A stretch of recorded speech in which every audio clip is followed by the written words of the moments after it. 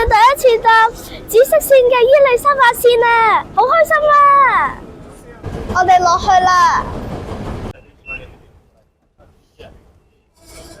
原來安裝咗幕門㗎喎，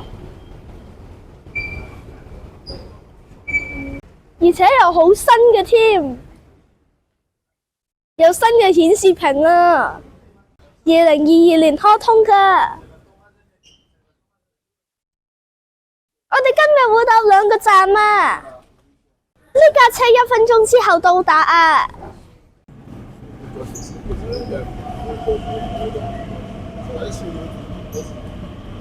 哇，真係好新啊！